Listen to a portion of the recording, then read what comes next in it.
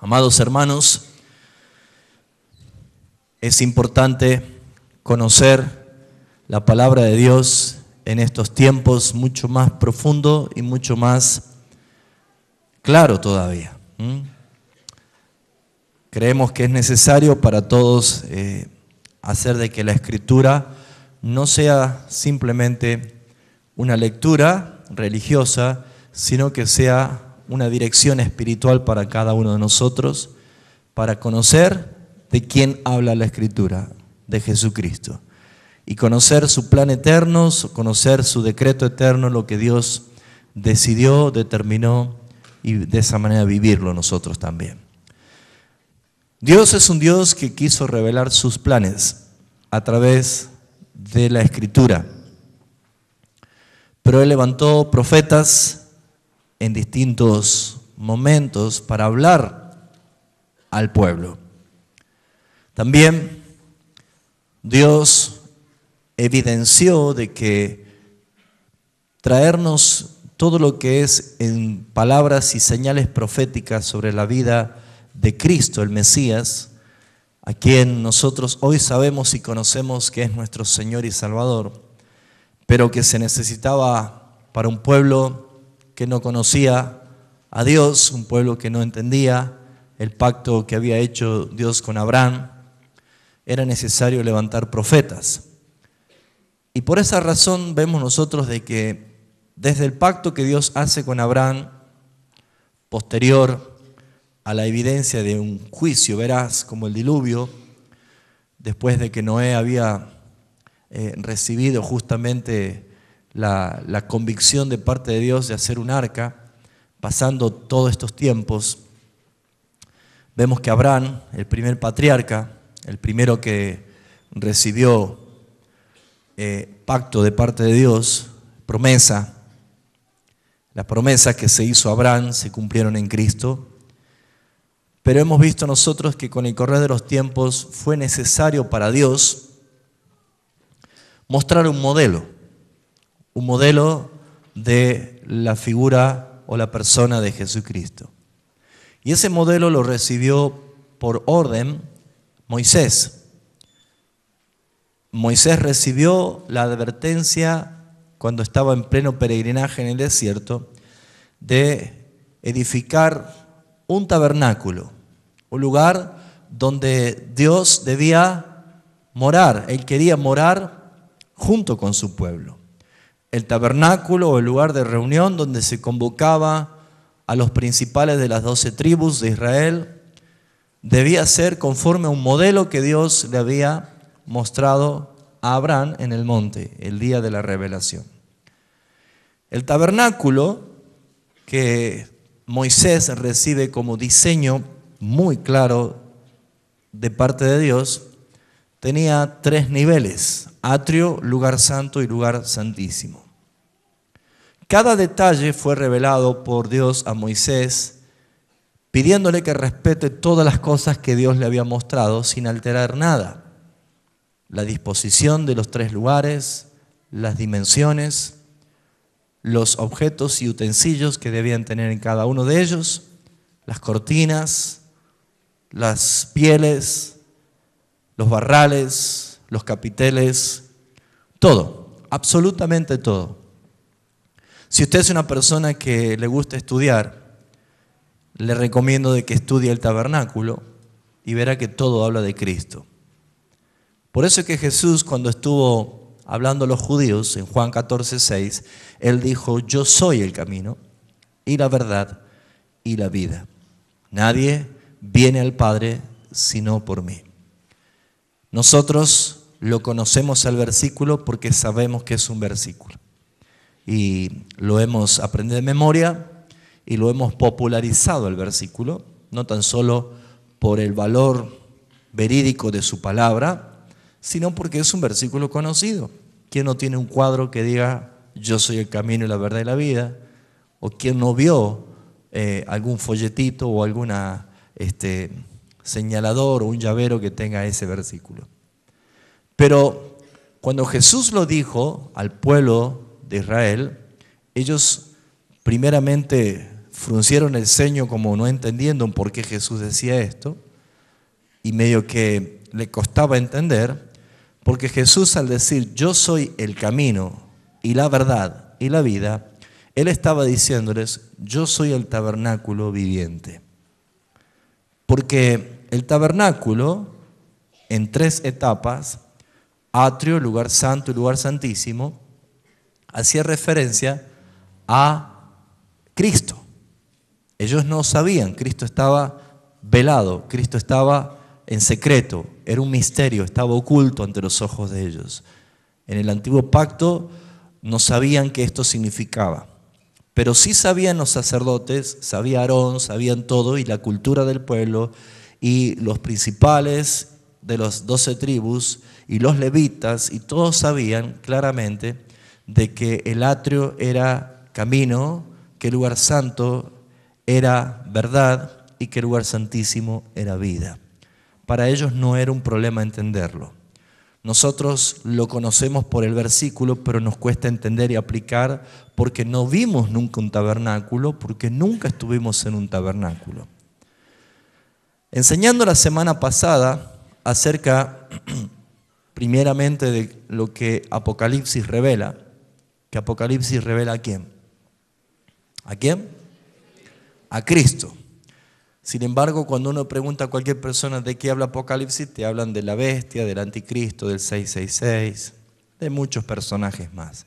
Pero el capítulo 1, versículo 1 dice la revelación de Jesucristo. O sea, Apocalipsis habla de Jesucristo, a quien Dios dio a conocer a sus siervos, las manifestó a sus siervos.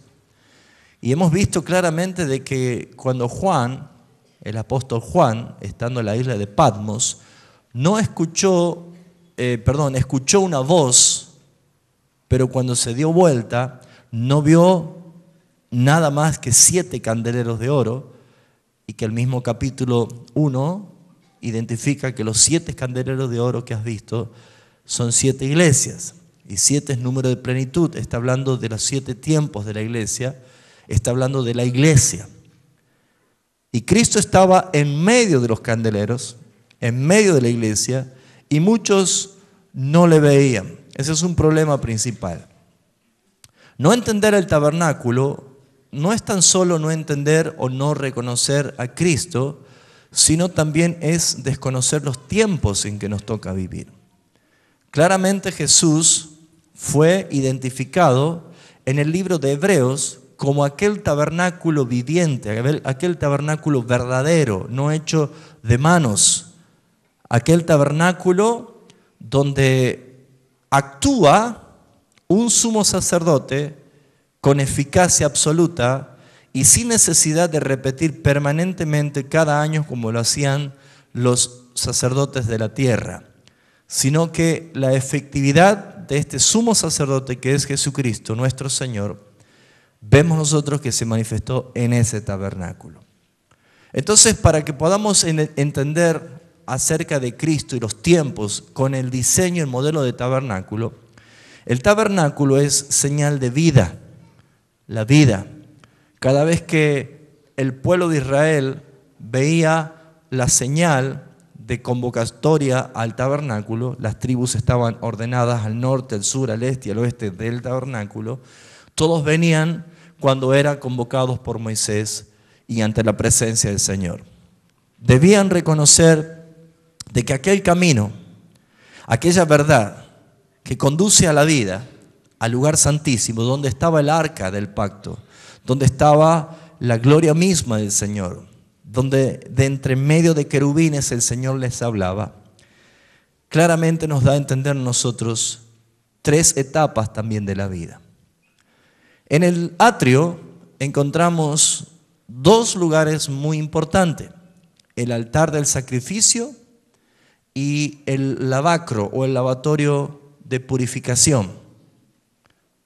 Vemos nosotros de que en el atrio, el patio exterior, estaba el lugar donde se sacrificaban los corderos y estaba el lugar donde los sacerdotes y el sumo sacerdote se lavaba, se purificaba para oficiar entonces el servicio.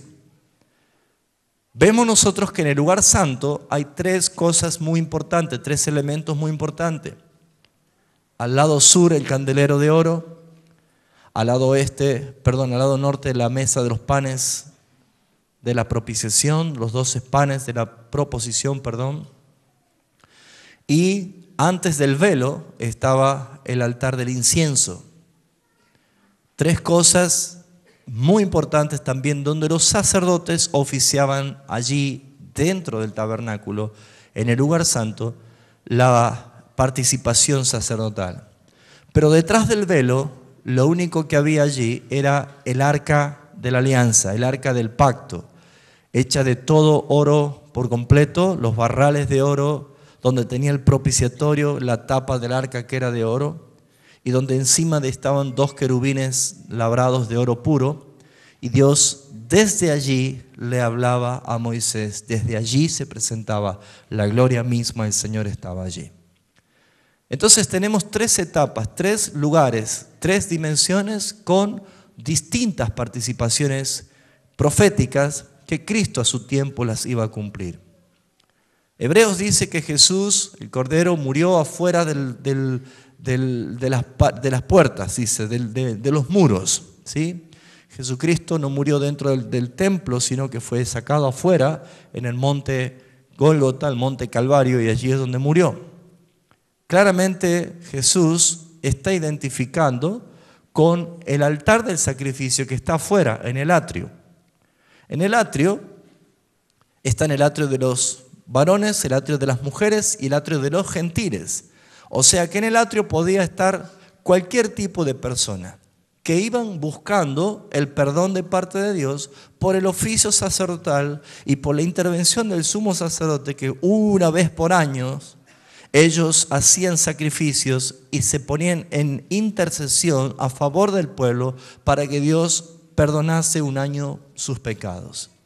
En el atrio podía estar todas las personas que quieran estar y que vayan a buscar ese perdón. Jesús cumplió el tiempo del atrio. ¿Cuándo lo cumplió?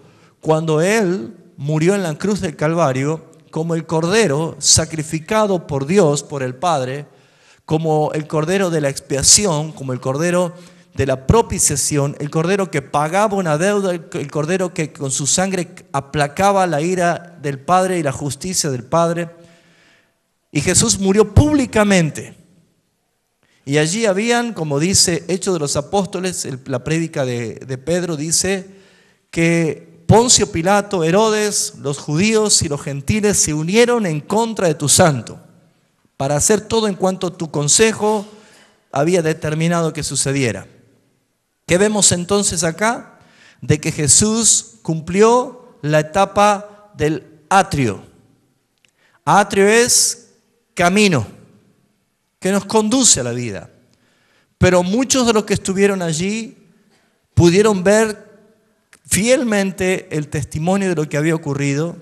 Algunos creyeron, otros no creyeron, algunos dudaron, otros no dudaron.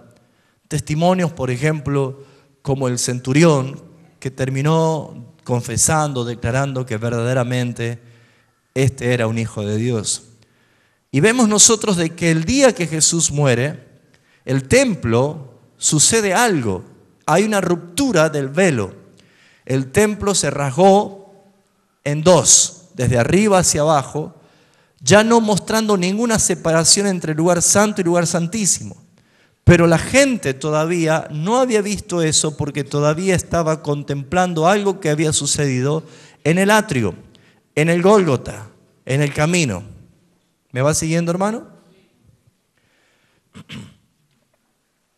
Sería imposible para la iglesia de Jesucristo que pueda avanzar en la dimensión profética que habla de Cristo en cumplimiento si no entiende la cruz del Calvario. Muchos están todavía en el atrio. Muchos todavía están en el camino. Todavía no conocen las otras 2 dimensiones. Pero si tuviésemos que ver nosotros, desde que Abraham recibió la promesa hasta el cumplimiento que es Cristo, desde Abraham hasta Cristo es la longitud del atrio. Porque Cristo fue profetizado, Cristo fue anunciado, el cumplimiento de Cristo en forma de anunciación angelical fue perfecta, vino Jesús, nació Jesús, manifestó su testimonio de obediencia al Padre y Cristo murió. Pero también nosotros vemos que Cristo murió como el Cordero del sacrificio, pero también Cristo fue bautizado en el Jordán. Y encontramos que en esa etapa están las dos figuras del atrio, el altar de sacrificio y el lavacro, donde el agua servía para purificación y limpieza. Entonces vemos nosotros de que el tiempo del atrio se ha cumplido cuando Cristo murió. Pero luego continuamos nosotros a una segunda etapa, a una segunda dimensión. ¿Cuál es la segunda parte del tabernáculo? El lugar santo. Encontramos tres cosas importantes que los sacerdotes ministran. Hablar del lugar santo es hablar desde la llegada de Pentecostés, cuando da a luz la evidencia de la iglesia. Llegó el Pentecostés, vino el Espíritu Santo, la iglesia cobró vida visible. La iglesia siempre estuvo, pero estaba como un misterio oculto, porque todos los escogidos, todos los electos, todos los eclectos, todos los llamados para el Señor han sido la iglesia. Pero era un misterio que no se había conocido. Cuando comienza a ser visible y empiezan a identificarse por la obra del Espíritu Santo en la iglesia, comienza la segunda etapa. Comienza la etapa del sacerdocio. Diga conmigo, sacerdocio. Muy bien, el plan y el propósito de Dios es que nosotros seamos una nación de sacerdotes, que nosotros podamos ministrar como sacerdotes, ya no quedarnos en el atrio está la multitud, en el atrio van solamente los que necesitan, los que piden, los que buscan por interés, pero no tienen compromiso. Para llegar al atrio está el altar del sacrificio, que había que traer el cordero, había que traer el macho cabrío, habría que traer la tórtola, o aunque más no sea harina para los pobres, pero algo tenían que traer ellos para ofrecerlo en sacrificio. Fíjense ustedes que la multitud nunca va a hacer esto porque no quiere pagar ningún costo. Cuando Cristo muere, Él dice, ustedes no tienen que pagar nada, soy yo el que voy a pagar por ustedes, mi vida es puesta en sacrificio por ustedes. Yo soy el Cordero de la expiación, así fue presentado por Juan el Bautista. Cuando Cristo cumple la etapa del atrio, vemos nosotros de que desde el día de Pentecostés hasta el día de hoy, hermanos, se está viviendo la etapa del tabernáculo en cuanto al lugar santo. Pero no es el lugar donde nosotros debemos quedarnos ni hacer estación. Hay un lugar que somos invitados. Hebreos habla claramente de que somos invitados a entrar con confianza porque ya no hay velos. El velo ha sido rasgado en dos en el templo y el velo de su carne que Cristo murió fue rasgado en dos para que nosotros pudiésemos entrar confiadamente al trono de justicia. Pero vemos aquí nosotros de que hay muchas personas que todavía no pueden ver al Cristo glorificado porque solamente están entretenidos en la etapa sacerdotal, en la etapa de la unción, en la etapa del mover, en la etapa de las sopladas, las caídas, las lenguas, las manifestaciones, las risas, los llantos, la emoción que el hombre puede sentir. Está muy perfecto si eso viene de parte de Dios, pero no es el lugar donde nosotros debemos estar. Debemos transicionar, debemos entender que somos llamados a llegar a otro lugar. Por eso es que en algún momento la iglesia vivió situaciones de esta, pero vemos nosotros que es necesario transicionar y alcanzar otras cosas. Juan, en la isla de Patmos, se dio cuenta de que Cristo estaba en medio de la iglesia, pero él solamente veía candeleros. Pero cuando lo identificó y cuando lo vio de una manera que él no lo había conocido jamás. Él nunca lo había visto con ojos de fuego, con una espada aguda que salía de su boca. Si bien es cierto, es la tipología de la expresión máxima de Cristo, pero él nunca había visto así a Jesús de Nazaret. Este era el Cristo glorificado que por primera vez él lo estaba viendo. ¿Cuánto me va siguiendo?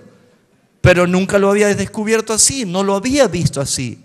Entonces vemos nosotros de que el lugar santo se encuentran tres cosas importantes del rol sacerdotal de la iglesia, que es el candelero donde se ponía la luz, el sacerdote entraba y prendía las siete flores de luz para poder alumbrar. Acuérdense que el tabernáculo estaba todo lleno de cortinas, tenía varias capas de pieles y todo era oscuro, necesitaban luz para poder oficiar su servicio. Pero tenían también los panes, luz, ya enseñamos hace un tiempo atrás lo que significaba el candelero, que era alabanza, porque ahí estaba Judá es alabanza, ¿sí? Es el tiempo de la expresión de la iglesia de alabanza. Pero también vemos nosotros que están los panes. Pan tipifica a la palabra. Los panes de la proposición son 12 panes, 12, uno por cada tribu, donde el sacerdote comía de ese pan. Pero eso habla de Cristo como la palabra. Pero también vemos el altar del incienso, donde se echaba incienso y se quemaba incienso y se llenaba de humo, que eso significa las oraciones. La iglesia, en su posición sacerdotal, tiene que tener tres etapas visibles de ministración: alabanza, escudriñar la palabra y oración. Son tres características que identifican a los verdaderos convertidos de Jesucristo. A los que han pasado por el atrio, no se han quedado allí simplemente viendo lo que sucedía, sino que ellos se han relacionado con la muerte del Cordero y han dado testimonio a través de las aguas del bautismo. Cuando se bautiza, uno se está reflejando en la muerte y la resurrección de Jesucristo. Y por esa razón es que pueden entrar a la dimensión que es sacerdotal del lugar santo, donde la vida de un cristiano se identifica por cómo ora, por cómo alaba y por cómo estudia la palabra de Dios. Si usted tiene que decir, bueno, ¿cómo soy yo en mi vida personal? Y acá encontramos un gran problema. La Biblia identifica a sacerdotes que también han fallado. La Biblia también habla de vergüenza sacerdotal. Por eso la advertencia de Jesús en Apocalipsis dice: he aquí vengo como ladrón en la noche, ten cuidado, sé sobrio, no sea que sea vista tu desnudez. Y había explicado, hermanos, de que esa tipología de que Jesús es como un ladrón en la noche hace referencia a su función de sumo sacerdote. Porque el sumo sacerdote, una vez que cumplía su oficio a las 3 de la tarde, su sacrificio, el sacrificio final, dejaba a cargo los sacerdotes para que el altar del sacrificio, el altar del incienso, siempre esté ardiendo y siempre tenga llamas, tenga fuego. Pero habían sacerdotes perezosos que no se ocupaban de hacer la ministración como debe hacer y simplemente acumulaban la leña y arrebataban el fuego para que toda la noche tenga fuego. Y entonces el sacerdote, que era bastante vago, ¿sí?, se acostaba a dormir y se olvidaba del fuego porque ya estaba con mucha leña hasta el otro día. El sumo sacerdote podía llegar sobre el lugar donde se estaba oficiando la ceremonia o el cuidado o la vigilia en cualquier momento. Pero cuando lo hallaba el sacerdote durmiendo, él tomaba brasas del altar y ponía alrededor de sus vestidos, y este sacerdote que estaba dormido se acomodaba mejor todavía para dormir, por el calor que esto significaba. Pero de pronto esas brasas se le prendían fuego en su vestimenta, y como estaba comenzando a arder su ropa sacerdotal, se tenía que sacar esa ropa y salir corriendo. Y allí donde Jesús dice: ten cuidado porque se verá tu desnudez, la vergüenza de tu desnudez, a causa de ser sacerdotes que no cumplían como tienen que hacer el oficio sacerdotal. Fíjense en que nosotros podemos ser descubiertos en vergüenza por nuestra no actitud como verdaderos sacerdotes de Dios. La Biblia dice que para ser sacerdote de Dios, sí o sí debemos haber sido redimidos por la sangre de Jesucristo, ¿sí o no? Eso dice Apocalipsis 5:9. Redimidos por la sangre de Jesucristo. Nadie puede ser sacerdote por títulos o por nomenclaturas o nominaciones académicas. Sacerdotes de Dios o para Dios es cuando alguien ha sido redimido por la sangre de Jesucristo. ¿Esto qué quiere decir, amados hermanos? Que un sacerdote evidencia que ha tenido un encuentro con el altar del sacrificio, que es la cruz. Evidencia que ha sido purificado por la obra del Espíritu Santo, que es el lavacro. el lavamiento, el bautismo, donde una persona se da testimonio y manifiesta su unión con Jesucristo en muerte y en resurrección. Pero una persona cuando entra a la dimensión del lugar santo debe empezar a manifestar el oficio sacerdotal de vigilancia, de alerta, de sobriedad, hasta que Él venga. Eso dice la Escritura. Pero fíjense ustedes que si hay sacerdotes que cumplen debidamente, hay sacerdotes que no lo cumplen. ¿Cuál es el problema de la iglesia? Según el apóstol Pedro dice que Dios es paciente en su regreso, no como algunos lo tienen por tardanza, sino que Él es paciente, esperando que todos procedan al arrepentimiento. Cuando está haciendo referencia a esto, hermano, está hablando de aquellos cristianos que todavía no se dan cuenta que tenemos una misión, una etapa más donde llegar. Y esto es el lugar santísimo. Esto es el lugar donde ya no hay velos. Esto es el lugar donde su sangre preciosa ha trazado el camino desde el atrio, pasando por el lugar santo, tiempo de sacerdocio, y llegando a la manifestación clara de la plenitud de gloria, donde la presencia de Dios, que ya no hace falta un arca como testimonio, sino que Cristo mismo, como la expresión misma de gloria, es donde nosotros tenemos que llegar. ¿Me va entendiendo, hermano? ¿Sí? ¿Seguro? ¿Lo ve las tres etapas? Muy bien. Sin embargo, hay muchos que se quedan con las cosas que pasan en el lugar santo. En el lugar santo necesitan luz del candelero. En el lugar santísimo no hace falta luz. La gloria misma del Señor resplandece. Los querubines se tapan los ojos porque no pueden ver la gloria misma de Dios. Ahora fíjense ustedes que la luz del lugar santo es la luz encendida por los sacerdotes. La luz del lugar santísimo es una luz que proviene de la gloria misma de Dios. Apocalipsis dice que allí no habrá necesidad del sol, del resplandor del sol, porque la misma gloria de Dios será por luz para todos. Ahora fíjense ustedes de que muchos todavía no ven a Cristo glorificado. Muchos todavía no ven la obra de la expresión de Cristo, realmente precioso lo que Él hizo por cada uno de nosotros. Pero se han quedado muchos allí, estancados. Muchos se han quedado con la luz propia de su lugar. Y generalmente vemos nosotros de que caracteriza a la iglesia de este último tiempo, la idolatría que se hace sobre la alabanza. Eso es lo que más predomina. Yo nunca escuché que haya sacado alguien un CD de la mejor oración que se haya grabado.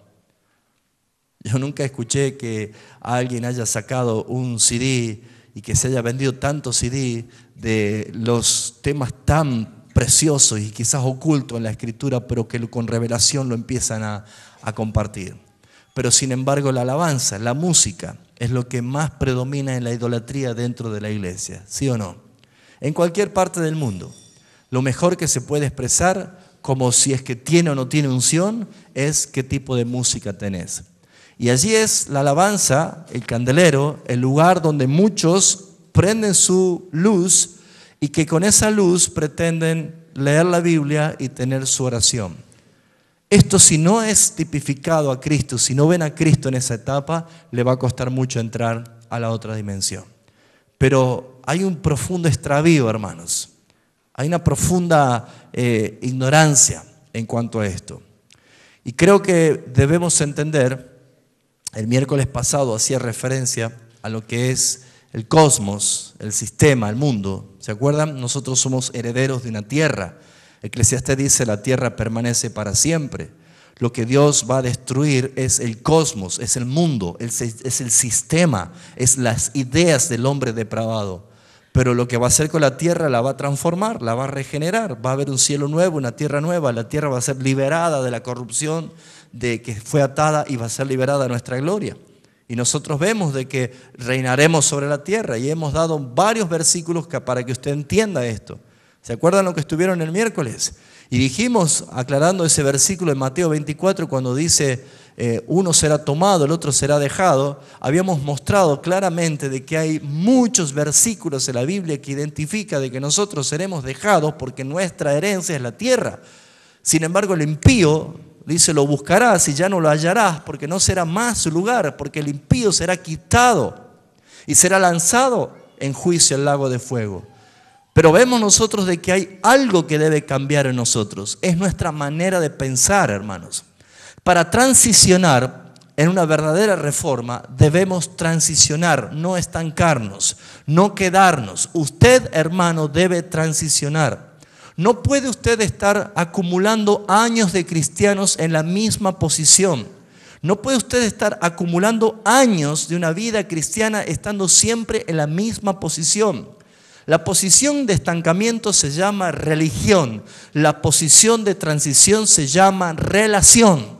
Es vida. Uno tiene una relación con Dios y empieza a crecer, empieza a transformarse, empieza a renovarse, empieza a restaurar las cosas que estaban totalmente destruidas en usted. Pero esto comienza por medio ¿de qué? De un cambio de manera de pensar.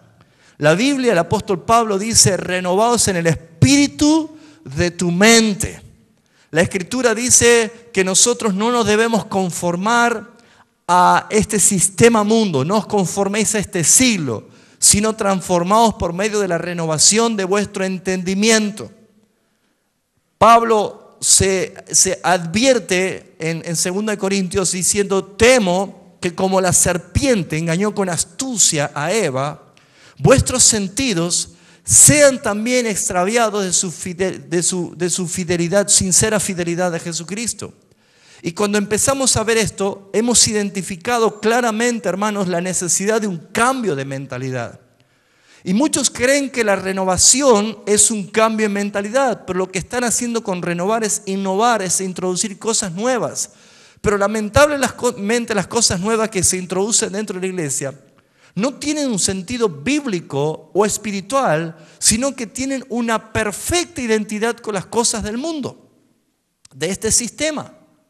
Entonces, claramente habíamos visto cómo se iba transformando en la mentalidad de muchos creyentes una fortaleza del mundo, del cosmos, de las apariencias. Cosmos es cosmética, cosmética es apliques de apariencia, cosas que engañan. Engaño habla de Babilonia, Babilonia es Babel, Babel es confusión, gente que está confundida, hermanos. Gente que no entiende la verdad. Y no se dan cuenta de que su vida está puesta simplemente como una tuerca enroscada en la religión. Y no es ese el plan de Dios. Muchos años han pasado porque Cristo vino y cumplió la etapa del atrio, porque Él es el camino y cumplió siendo Él el cordero de la expiación y el cordero de la propiciación. Pero cuando entramos a la etapa de la iglesia, cuando el Espíritu Santo llega y empieza a mostrar la verdadera función sacerdotal de una relación de alabanza, de oración y de lectura de la palabra de Dios, ha vivido poco tiempo la iglesia, apenas un siglo vivió la iglesia con esta función sacerdotal tan grande guiada por el Espíritu Santo. Pero ¿qué ha sucedido? De pronto entró la apostasía, entró la manifestación del hombre y entró los primeros órdenes mundiales gobernados por aquellos que decían ser grandes en la iglesia, introduciendo cosas paganas, mundanas, heréticas, cosas que proveen o levantan, mejor dicho, la ira de Dios por la injusticia. Han pasado 20 siglos, hermanos, desde que Jesucristo ha dado una orden. La orden es llevar el mensaje de Jesucristo, el mensaje del reino, a todas las naciones, haciéndolos discípulos y enseñándoles a que guarden las cosas que Él nos ha mandado. Sin embargo, Jesús en medio de los candeleros tenía que decirle a Juan, escribir a la iglesia esta porque tengo algo que decirle. Escribir a la iglesia aquella porque tengo algo que decirle. Escribirle a aquella iglesia porque si no se arrepiente no va a pasar esto o va a pasar esto otro. ¿Por qué Jesús habla de corrección y juicio en medio de la iglesia? Primero, porque no lo identifican al Rey de Gloria. Segundo, porque están muy deslumbrados por las cosas de este mundo, de este sistema, de este cosmos que la religión le provee. Y no ven el sacerdocio bíblico que deben cumplir. ¿De qué sirve, hermanos míos, manifestar una apariencia? ¿Usted manifiesta apariencias? ¿Sabe lo que es mostrar una apariencia? Es mostrar una imagen falsa. ¿De qué sirve, hermano, mostrar una imagen que no es real? ¿De qué sirve mostrar algo que no es otra cosa más que llevar a la confusión a los demás y a la persona que lo muestra? La Biblia enseña, en caso como esto que tenemos la mesa del Señor, dice cada uno pruébese a sí mismo, examínese a sí mismo, póngase a prueba, discierna lo que estás por hacer. ¿Por qué? Porque muchas personas lo hacen simplemente con el acto religioso de participar de algo y no lo están haciendo sacerdotalmente como debería ser. ¿Se está entendiendo lo que estoy diciendo? Hay una necesidad de que usted, hermano, crezca con el crecimiento que le da Dios. Pero cuando se empiezan a manifestar más actitudes de la carne que actitudes del Espíritu, uno puede pensar si realmente está siendo una persona que vive en engaño o es una persona que nunca se ha encontrado con Jesucristo en el Monte Calvario.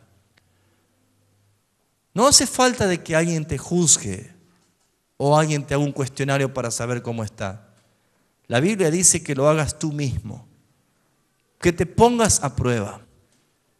¿Estás caminando en santidad como Dios lo reclama y lo demanda? ¿Estás teniendo tu relación de adoración como Dios demanda y busca adoradores que le adoren en espíritu, en verdad? ¿O usted espera venir a la congregación y cantar las canciones que cantan los ministros? Porque adorar no es cantar. ¿Usted prende el candelero en su vida para adorar a Dios como Dios busca que se le adore en espíritu, en verdad? ¿El incienso de la oración está permanentemente prendido en su vida? ¿O ni siquiera ora? ¿Usted ora, hermanos? No hace falta que conteste. Dios ya lo sabe y todos compareceremos ante Él. Me llamaba mucho la atención de que cuando Pablo dice que es necesario que todos comparezcamos ante el tribunal de Cristo para que cada uno reciba lo que haya hecho estando en esta tierra, sea bueno o sea malo, las recompensas. Cuando está hablando de esto dice, porque todos tenemos el mismo fundamento. Todos tenemos el mismo fundamento, el cual es Cristo. Pero cada uno mire qué dice, cómo sobreedifica. Algunos sobreedifican como oro, piedras preciosas y plata. Y otros madera, heno y hojarasca. Si la prueba o la prueba de cada uno será probada por fuego en aquel día, si la prueba permaneciese, recibirá recompensa. Pero si no, será salvo aunque sea por fuego. Ahora, nunca habla de que alguien perderá la salvación, porque fíjese usted que no dice que cada uno mire qué es lo que sobreedifica, sino cómo sobreedifica. No está descalificando el que edifica madera, o heno, o tal vez hojarasca. Sabemos que el que edificó oro, o plata, o piedras preciosas, el fuego, la prueba, lo purifica, saca mejor todavía el valor. Pero aquellos que han edificado cosas que el fuego las consume, pierden la recompensa, pierden el galardón, no pierden la salvación, pero no es el punto que edifica, sino cómo edifica. ¿Me está entendiendo? Porque es claro de que la Biblia dice que no todos los cuerpos todos los miembros en el cuerpo cumplen la misma función. Es claro saber que el Espíritu Santo ha dado medida de la fe de acuerdo a la capacidad. Usted no es igual que el hermano que está al lado suyo. Usted no va a tener la misma función que el hermano que usted tiene al lado suyo. Pero lo que usted tiene que entender es que entre los que están acá pueden haber hermanos o hermanas escogidas por Dios para cumplir de acuerdo a su propósito algo extraordinariamente grande. A lo mejor usted no lo sabe y Dios lo puede hacer. Él es soberano. Pero a lo mejor los que están acá, Dios te salvó y tu tarea a lo mejor no es quizás comparada con el hermano que hizo tamaña obra. Pero Dios no te descalifica por eso. Quizás con tu fidelidad, quizás con estar, con ayudar, con hacer cosas que puedas hacerlo, es suficiente. Porque vuelvo a decir, en el tribunal de Cristo no se recompensa con qué has edificado, sino cómo has sobreedificado. ¿Por qué? Porque hay quienes sobreedifican no como verdaderos sacerdotes. Y hay quienes edifican como verdaderos sacerdotes. Hay personas que dentro de la etapa del lugar santo, que todavía estamos en esa etapa, porque ¿sabe cuándo vamos a entrar a la etapa del lugar santísimo? Cuando Cristo venga, cuando seamos transformados a su gloria, cuando entremos a su gloria, cuando no haya necesidad de ninguna luz, solamente su gloria ilumine todo, estaremos nosotros en el lugar santísimo. Por eso dice la palabra, no hay separación. Ya Cristo abrió su velo, su propia carne. Ya no hay nada que nos separe de entrar a esa misma gloria. Pero ¿qué pasa? Aún estamos nosotros transicionando. Pero la etapa donde se mide o la etapa donde se recompensa es esta. La etapa donde la iglesia ya recibió la dirección del Espíritu Santo, el poder del Espíritu Santo, la guía del Espíritu Santo, el poder del nombre de Jesucristo. Pero sin embargo, ¿cómo estamos sobreedificando? ¿De qué manera estamos ministrando nuestro sacerdocio? Hay cosas que deberíamos nosotros meditar.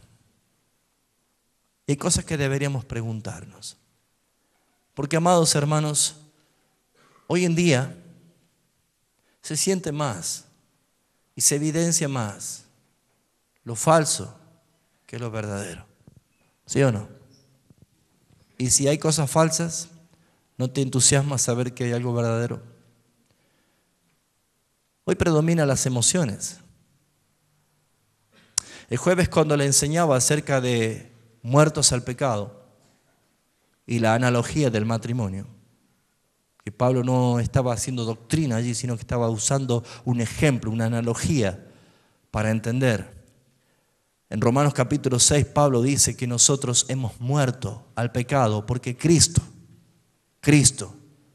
Él se hizo carne para destruir en la muerte el cuerpo de pecado. Y el sábado anterior yo le dije que Dios Padre ve dos tipos de personas, a Adán y a Cristo. La Biblia lo identifica. En el mismo Romano capítulo 5 habla de Adán y de Cristo.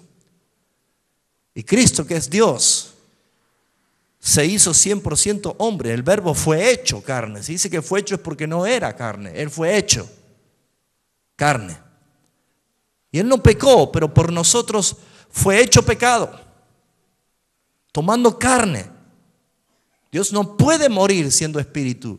Y de la única manera que Él murió es tomando en su estado de humillación la carne. Por eso que yo le decía, y quiero que preste atención, en Cristo murió Adán. Porque Adán es el cuerpo de pecado a quien Cristo vino a matar.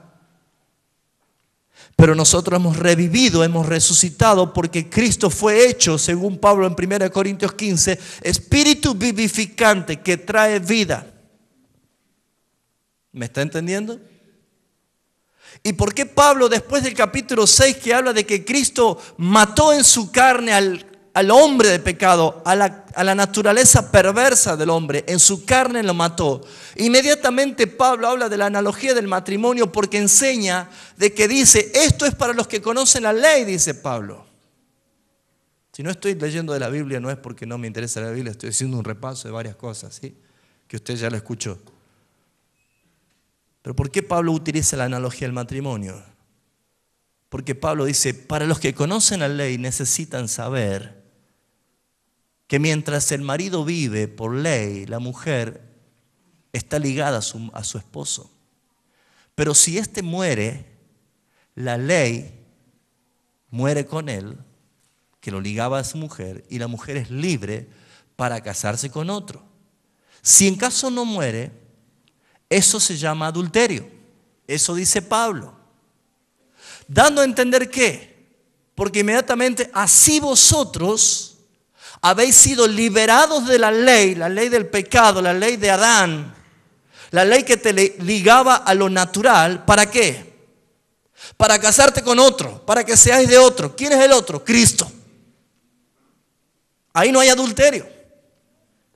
Pero Pablo dice, así que hermanos, considérense muertos al pecado. Vio que hay algunas amenazas que vienen y dice, considérate muerto. Papito, si alguien te llama así, ¿a cuánto le tendría un poquito de chucho, un poquito de miedo? Si te llaman y te dicen, considérate muerto. ¿Qué te están diciendo? ¿Te están amenazando de qué? Te van a hacer boleta. Bueno, Pablo no dice para que usted tenga miedo, sino para que se llene de gozo. Porque ¿sabe qué dice Pablo, el apóstol Pablo? Dice, ustedes, entendiendo, creyendo que esto es así, Dios se humilló a sí mismo y se hizo hombre, carne, tomando la condición de ese Adán, caído, depravado, condenado, ofensivo, lleno de maldiciones, lleno de pecado. Él tomó ese cuerpo. No es que lo resucitó Adán y se metió en Adán y nació Adán. Estoy hablando del género, de la naturaleza que viene de Adán, porque dice Pablo, imputación, por el pecado de uno murieron todos, todos están destituidos. Entonces, ¿qué hizo Cristo? Para liberarnos de la ley del pecado, toma la analogía del matrimonio diciendo, como ya Adán está muerto, como ya la naturaleza pecaminosa en vos está muerta, ahora considérense que son de otro, porque hay una nueva vida, porque hay una nueva naturaleza. ¿Me estoy haciendo entender? ¿Cuántos van a casarse con Cristo pronto? 7, 8, 12. ¿Cuántos se van a casar con Cristo? ¿Espera ese día? A ver, ¿cuántos ya se han casado acá matrimonialmente en este mundo? ¿Cuántos ya se han casado? Son varios, ¿no? ¿Se acuerda el día del casamiento cómo estaba usted? Hermano, usted que era la novia, ¿cómo estaba ese día? No existía para nadie ese día, ¿no es cierto? Usted estaba ya totalmente lista de la mañana, preparada. Nadie la veía, preparándose para el momento de bodas. Yo me pregunto, ¿la iglesia está preparada? ¿Se está preparando? ¿Está atenta la iglesia? ¿O hay cosas que no encajan en este tiempo? Fíjese usted, hermano querido, hermana querida, de que cuando hace referencia a la analogía del matrimonio, Pablo dice, de esa manera ustedes no serán adúlteros. El adulterio espiritual, lo dice Santiago el apóstol, de que uno comete adulterio espiritual cuando coquetea con el mundo. ¿Escuchó? Santiago 4:4.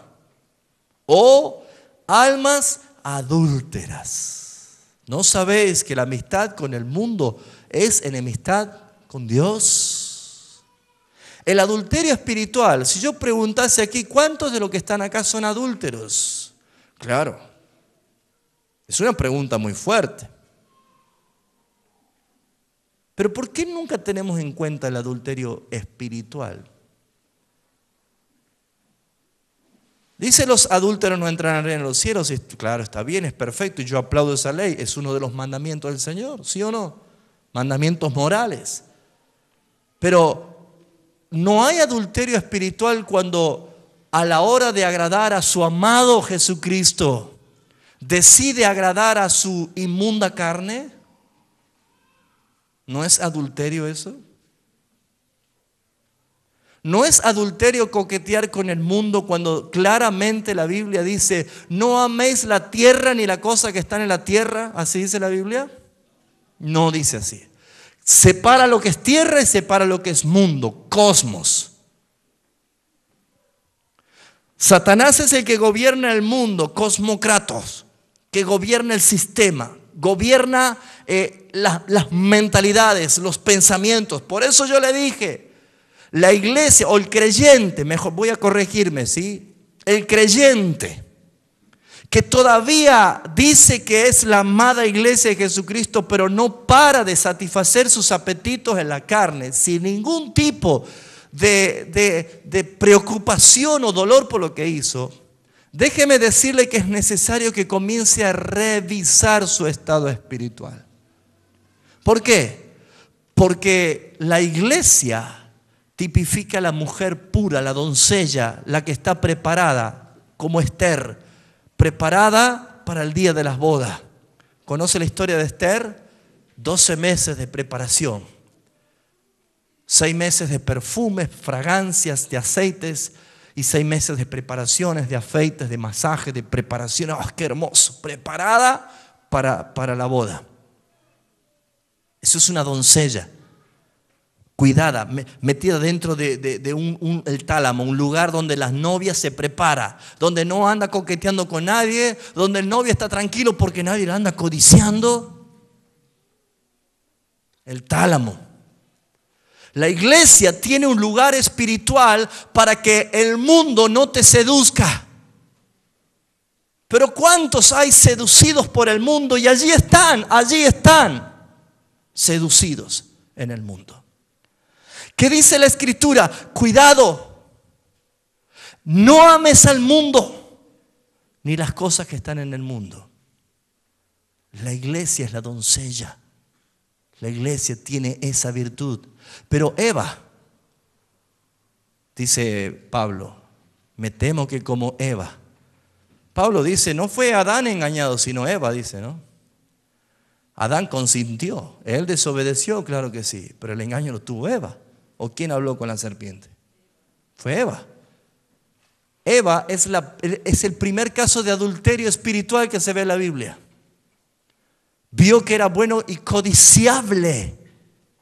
Codició Eva y impartió a Adán esa codicia. Pero Eva no acepta la muerte de Adán. Eva es la carne, Eva es la mentalidad, es Babilonia, es la gran ramera, hermanos. Es la mentalidad. Por eso dice la Escritura, renueven la mente, cambien su manera de pensar. Filipenses dice, por lo demás, hermanos, todo lo puro, todo lo justo, todo lo honesto, todo lo amable, todo lo de buen nombre, si hay virtud alguna, si algo es digno de alabanza, si esto aprendiste y viste y oíste de mí, en esto pensad, dice Pablo. ¿Por qué? Porque el pensamiento, si no está sometido al gobierno de Cristo, el sistema de este mundo, la ramera, Eva. Algún día vamos a hacer unos estudios profundos de mujeres de la Biblia, pero no para exaltar ni criticar a la mujer, sino para mostrar y tipificar la virtud de la fidelidad de la iglesia y la virtud del adulterio que puede tener una iglesia. ¿No le llama la atención? ¿Se acuerda usted quién fue la esposa de Isaac? ¿Quién era? Rebeca. ¿Se acuerda cómo la consiguió Isaac? Iba un día a un pub, la encontró allí. ¿Así fue? No. Abraham envió a un siervo a buscar la esposa para su hijo Isaac. Muy parecido. Esto es un paralelo de lo que hizo el Padre, enviando al Espíritu Santo a preparar a la iglesia para traerla a Jesucristo para el casamiento. Abraham envió a un criado suyo y envió con 10 camellos, con muchos regalos, cosas de oro. Abraham era riquísimo, dice, ¿no? Y aquel siervo dice, voy a pedir señal.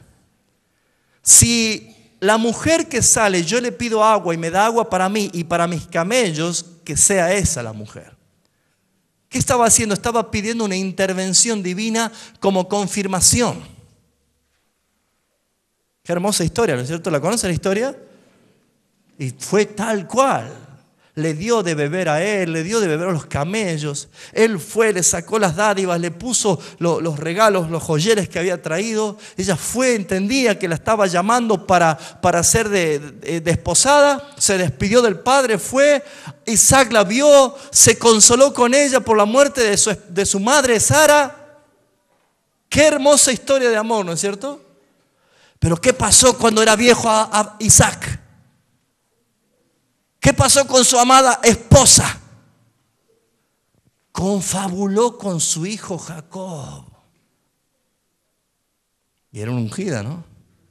Y era una escogida, una apartada. Confabuló, ¿para qué? Para engañar nada más y nada menos que ¿a quién? A su padre Isaac.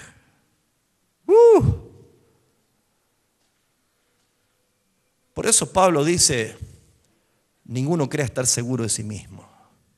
Nosotros somos llamados a ser dependientes de Dios por medio del Espíritu Santo. Porque podemos cometer locuras. ¿Me está entendiendo, hermanos? Les prometo, voy a preparar una buena enseñanza acerca del matrimonio. Pero no para que usted se ponga bien con su esposa, le regale flores a la esposa o dentro de 9 meses haya un miembro más en la iglesia. Sino para que usted vea la relación de Cristo con la iglesia. ¿Sí? Necesitamos ver a Cristo, hermanos.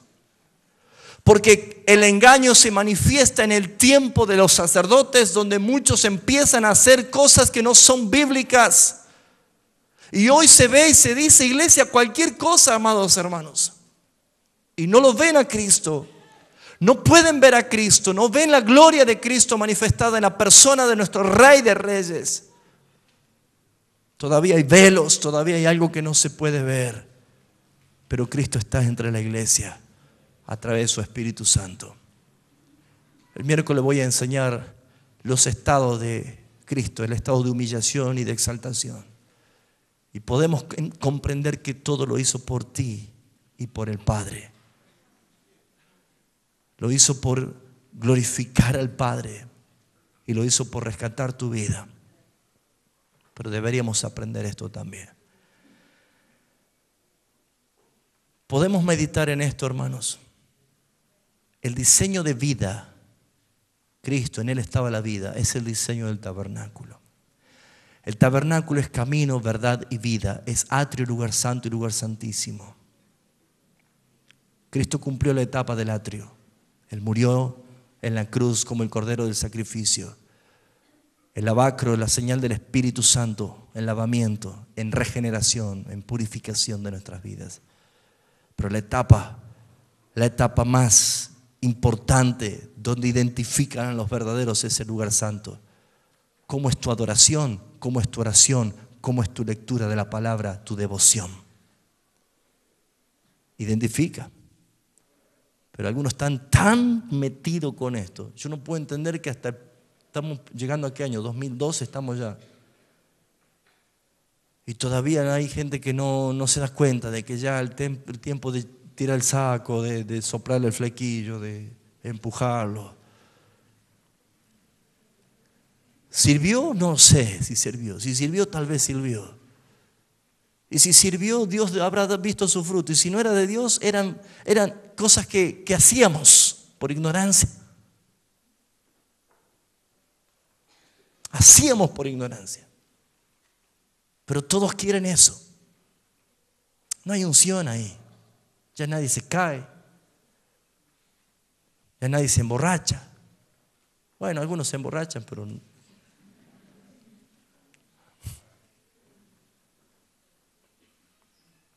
lo único que hacen es leer la Biblia, leer la Biblia, leer la Biblia, leer la Biblia.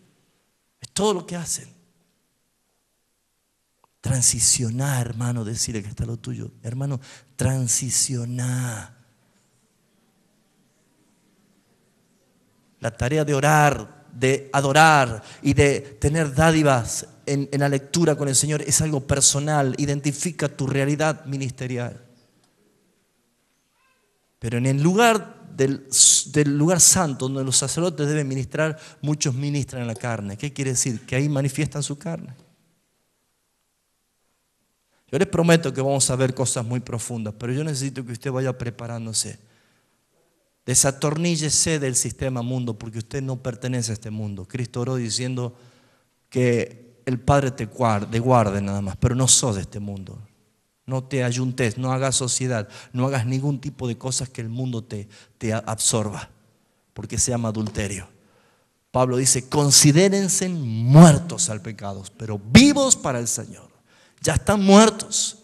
Entren en esa dimensión, vean ese plano espiritual. Pablo dice, ¿no ven que ya están sentados con Cristo en lugares celestiales? ¿No ven que son herederos juntamente con Cristo? Pablo te habla de otra manera, de otra dimensión. Pedro decía, no lo entiendo lo que Pablo habla, pero es verdad lo que dice. ¿Pero por qué? Pablo había venido con una tremenda revelación. Pero si a esta altura del partido, pasando 20 siglos, todavía nosotros seguimos en rudimentos, hermanos. Necesitamos transicionar. Debe haber reforma en tu vida. Debe haber un cambio. La iglesia reformada se está siempre reformando. ¿Por qué? Porque necesitamos crecer. Necesitamos convencernos de la verdad espiritual. Cuando usted empieza a tener ese cambio, hermano, usted no se envejece. Hablo de tu vida espiritual. Y también puede haber un regalo de Dios. Pero se renueva. Babilonia, aniquile Babilonia de su mente. Aniquile Babilonia, que no haya confusión. Amén. ¿Cuántos reciben la enseñanza? Vean a Cristo, hermano. Apocalipsis, como dije la otra vez, no es un libro para hacer doctrina, porque si usted llega al último libro para recién querer tener una doctrina, comience por Génesis a buscar doctrina. Apocalipsis es para ver la gloria de Cristo revelada como un misterio oculto. Si no ve a Cristo, hermano, estamos en problema, ¿no? Amén. Oramos.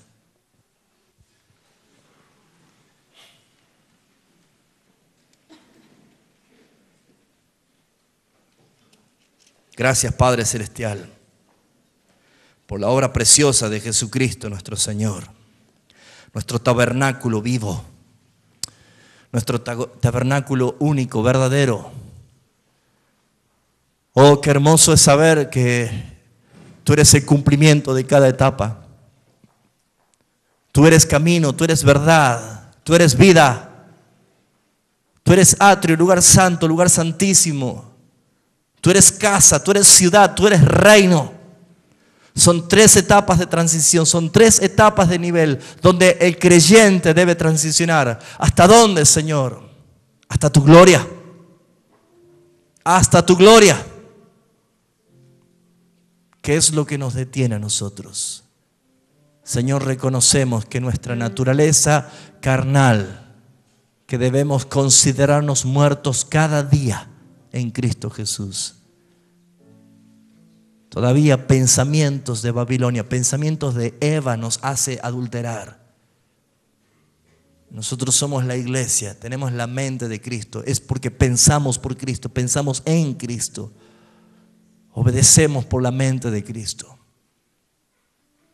Cuánta necesidad de cambio, cómo necesitamos transicionar, cómo necesitamos desatornillarnos de la religión y fusionarnos en una relación permanente, preciosa. Por eso te adoramos, Padre. Porque a pesar de nosotros, tu propósito es cumplido. Porque a pesar de nuestras limitaciones, tú eres grande. Y te doy gracias, Padre, porque aquí en este auditorio, en esta noche, hay personas que tú trajiste, Señor, para que sean libres de una buena vez. Pregúntate, ¿quieres ser libre hoy? Arrepiéntete de todo corazón. ¿Sientes el dolor que causaste con tu vida, con tus pecados, al corazón santo de nuestro Padre justo? Arrepiéntete. Babilonia no te enseña a arrepentirte, sino a justificarte. Eso lo hizo Eva y Adán. No se arrepintieron, culparon a otros. Necesitas arrepentirte, confesando tu pecado y clamándole por piedad a Jesucristo, diciéndole: Señor, sálvame, sálvame en verdad. Soy pecador y tu justicia me lleva al infierno y no tengo ninguna manera de poder salvarme por mí mismo, pero por tu gracia y por tu misericordia, yo sé que Cristo tomó mi lugar. Dios se hizo carne, tomó mi carne, mi pecado, mi condenación, mi condición de reprobado, mi condición de condenado, de pecador. Él tomó mi condición, Él tomó mi vida. Y cuando Él murió, yo morí. Yo morí. Y cuando fue sepultado, yo fui sepultado. Ahora me considero muerto en la carne, muerto al pecado, pero vivo para mi Señor. Derrama de tu Espíritu Santo como agua fresca sobre mí y renueva mi vida con tu naturaleza nueva, Señor.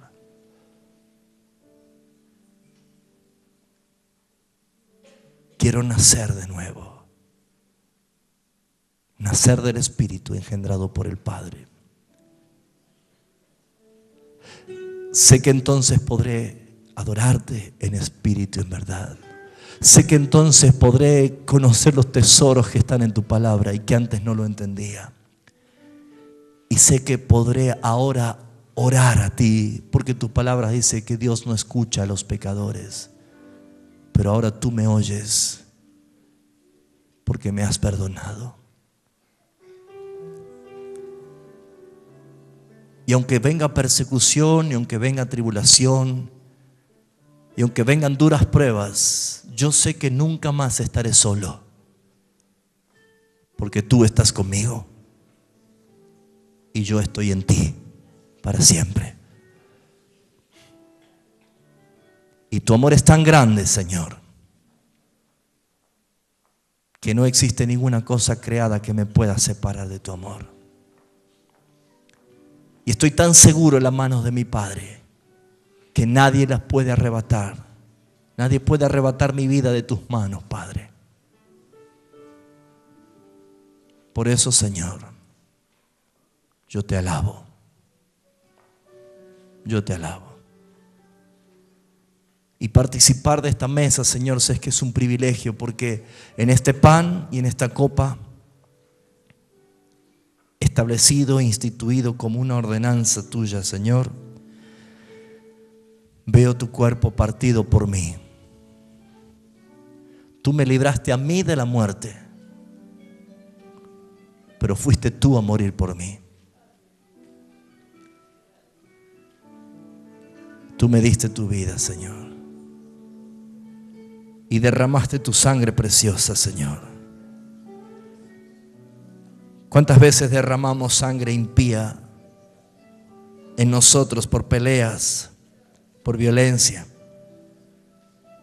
Pero tu sangre preciosa, la que nunca se contaminó, la que tú la cuidaste siempre, intacta, pura, para que tu sangre sea derramada sobre el propiciatorio, para ocultar, aplacar, calmar la ira del Padre a causa de mi pecado. Ahora, Señor, sé que por tu sangre preciosa yo tengo entrada al lugar santísimo. Y ya no voy a quedarme en una posición intermedia, sino que soy invitado para entrar confiadamente al lugar santísimo. Allí, Señor, allí, a ese lugar donde anhelo estar, donde quiero estar, donde deseo estar. Antes yo no quería saber nada contigo, pero ahora mi alma te anhela, Señor, como el ciervo clama por las corrientes de las aguas. Así mi alma tiene sed de ti, Señor. Por eso es que te deseo. Eres el amado de mi alma, eres el deseado, eres el motivo de mi vivir. Tú eres el cántico, eres mi fortaleza, eres mi bandera sobre mí. Por eso, Rey, gracias por tu amor eterno. Gracias, Padre, por tu amor eterno. Yo no lo merecía.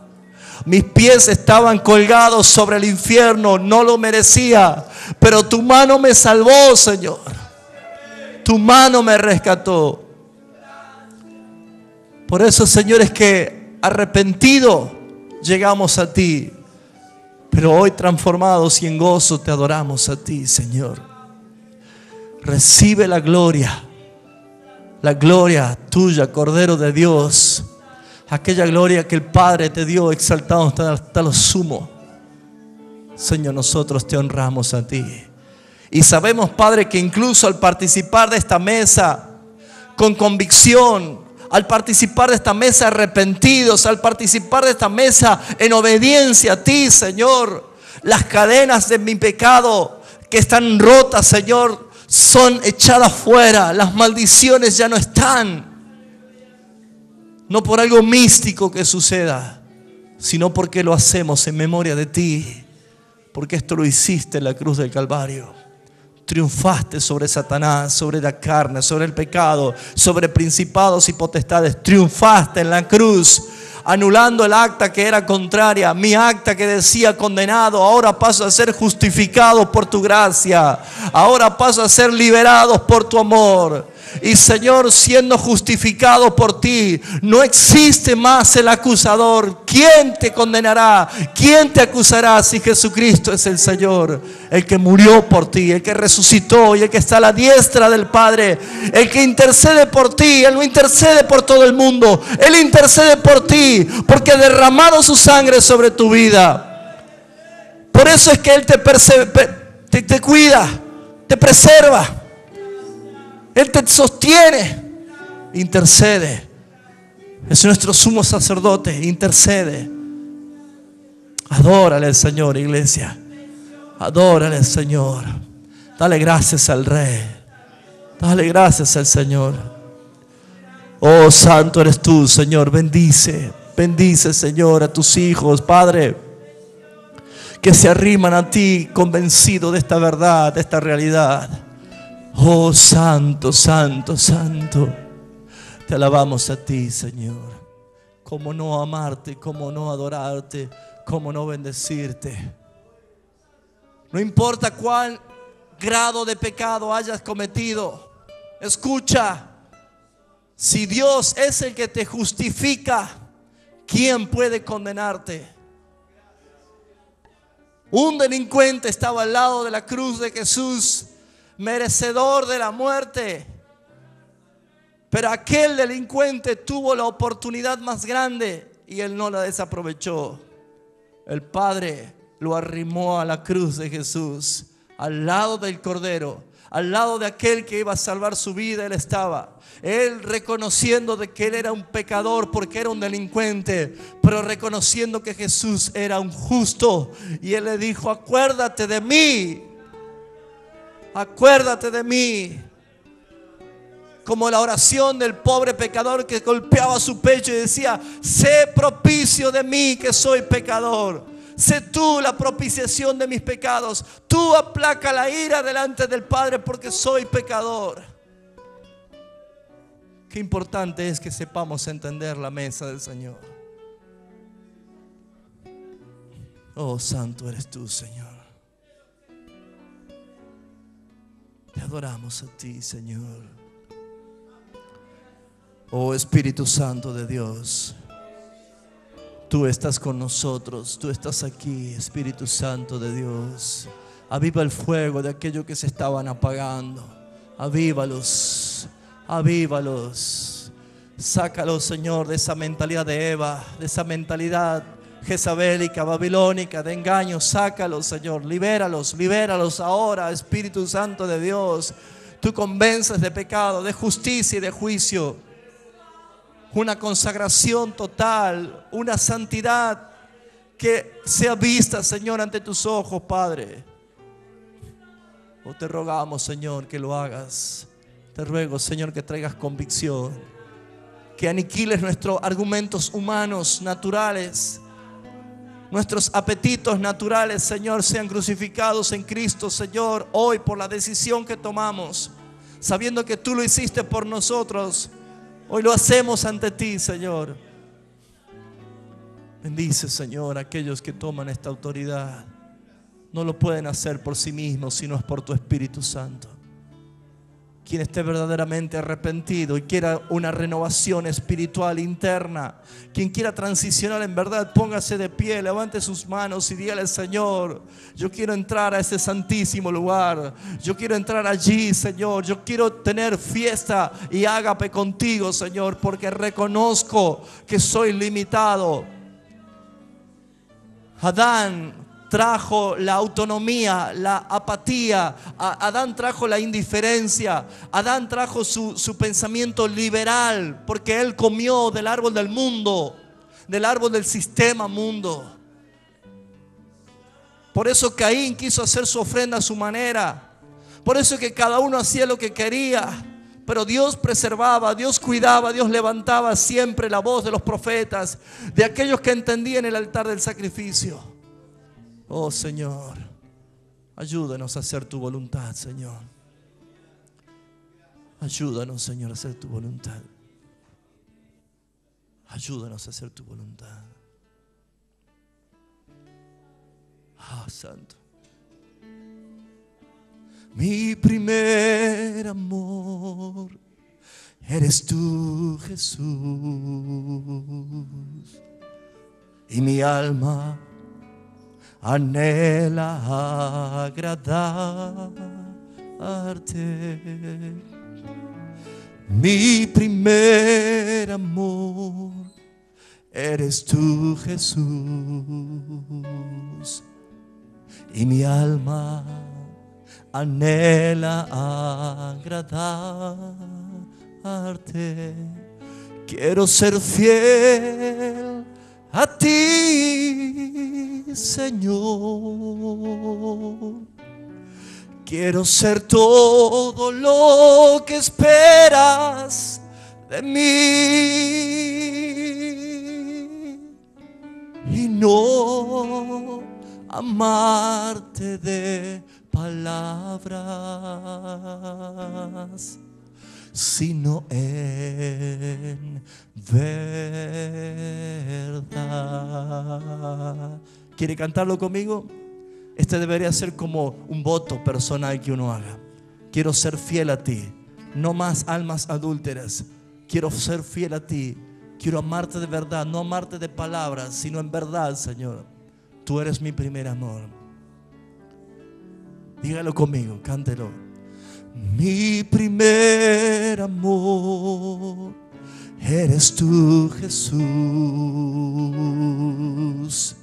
Mi alma anhela agradarte. Mi primer amor, mi primer amor eres tú, Jesús. Mi alma anhela agradarte. Quiero ser fiel a ti, Señor. Quiero ser todo lo que esperas de mí,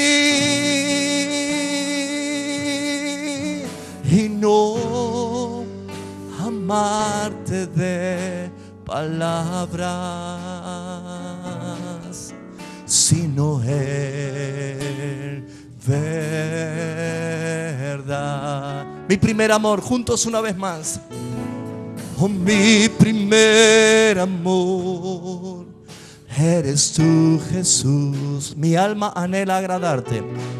Mi alma anhela agradarte. Mi primer amor, mi primer amor. Eres tú, Jesús. Mi alma anhela agradarte. Quiero ser fiel a ti, Señor. Quiero ser todo lo que esperas. Quiero ser todo lo que esperas de mí. No amarte de palabras, sino en verdad. Quiero ser fiel a ti, Señor. Quiero ser todo lo que esperas de mí y no amarte de palabras, sino en verdad.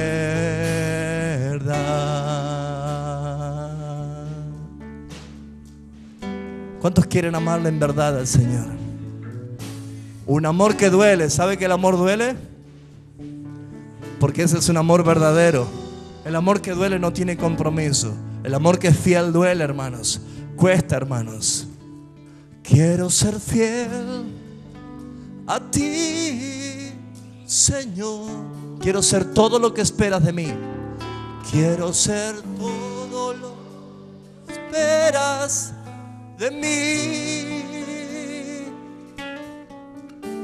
y no amarte de palabras, sino en verdad, sino en verdad. Levanta tus manos. Quiero ser fiel a ti, Señor.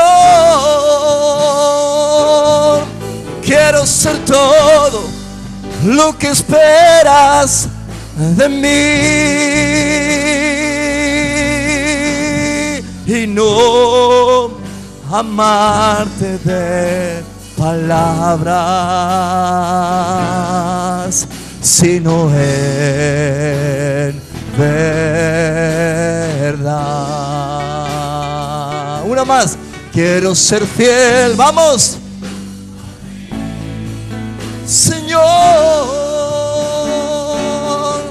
Quiero ser lo que esperas de mí. Grítalo. Y no amarte de palabras, sino en verdad, sino en verdad, sino en verdad. Padre, en el nombre de Jesús, que sean rotas las cadenas y liberados aquellos que hoy en el Espíritu Santo están sintiendo ahora la necesidad de ser libres. En el nombre de Jesús, todos aquellos que hoy sienten la necesidad de ser verdaderamente libres, quiero que den su grito diciendo: Señor, te necesito. Pero dígalo ahora, porque es necesario que rompas esa prisión del silencio y clames por ayuda como gritó Bartimeo. Clames por ayuda diciendo: Señor, ten piedad de mí, Señor. Clámale al Señor porque es la necesidad de tu liberación. No podemos ser fieles mientras la naturaleza de Adán sigue viva en ti. Nueva criatura. Soy nueva criatura. Así lo dice la Escritura. ¿Cuántos lo creen? Soy nueva criatura. Así lo dice la Escritura. Te alabamos, Señor. Creemos en tu palabra. Creemos en tu palabra. Tu palabra dice que tú con tu sangre preciosa nos has liberado. Te alabamos, Señor. Te alabamos, Señor. Te alabamos, Señor. Sé libre, iglesia, sé libre. Vive la vida espiritual de verdad, sin hipocresía, sin fingimientos. Vívelo en verdad, iglesia. No presentes tus miembros para una ramera, sino para el Cordero. Consagra tu vida, tu santidad, tus ojos, tus manos, tus oídos, tu boca, tus pies. Bautízate en Cristo Jesús. Sumérgete en Él, en su muerte y en su resurrección de verdad.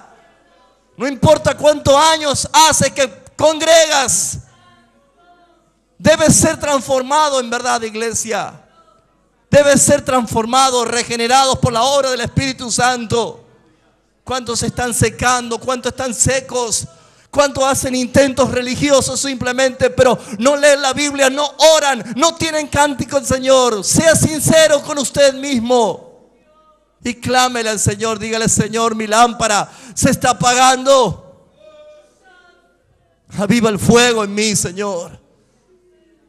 Aviva el fuego en mí. Mire, yo sé que tenemos que compartir la mesa, pero el Espíritu sé que está ministrando a algunos aquí en esta noche. Yo puedo sentir que hay cadenas que se están rompiendo en vidas de aquellos que en verdad lo están sintiendo. Vamos a darle la gloria al Señor. Vamos a alabar al Señor. Ore al Señor. ¿Sabe cuándo nosotros tenemos golpe de espada al reino de las tinieblas? Cuando alabamos el nombre del Señor. Cuando glorificamos al Señor. Cuando de tu boca, en vez de salir lamento, empieza a salir gloria a Cristo, gloria al Cordero. Cuando glorificas al Cordero, se rompen cadenas. El reino de las tinieblas es sacudido por la voz de los que claman. ¿Por qué no gritas de júbilo? ¿Por qué no aplaudís? ¿Por qué no zapateás delante de Él? Diciéndole: Señor, hay algo en mí que debe ser transformado, debe ser liberado. Soy nueva criatura. ¡Vamos! Soy nueva criatura. ¡Vamos! ¡Vamos! ¡Vamos! Vamos a darle un golpe de espada al reino de las tinieblas. ¡Vamos! ¡Cántalo! Soy nueva criatura, lo declara la Escritura.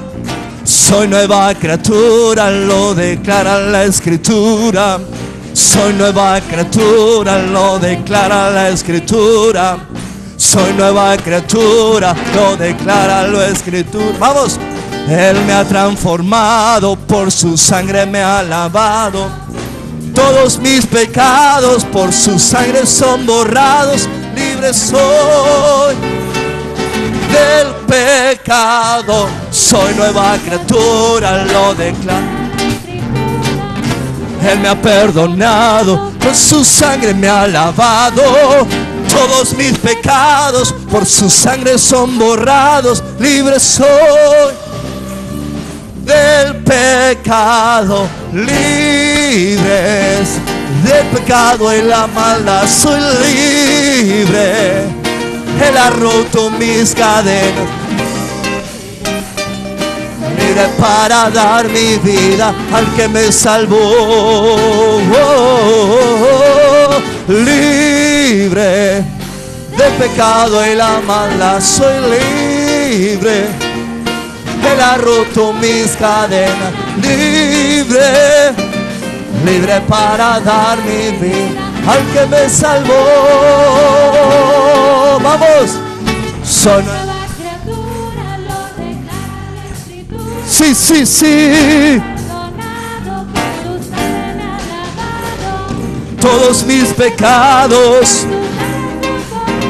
Libre soy del pecado. Soy nueva criatura, lo declara la Escritura. Él me ha perdonado, por su sangre me ha lavado todos mis pecados.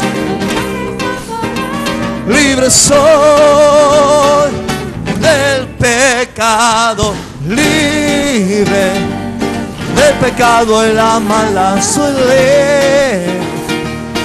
Él ha roto mis cadenas. Libre.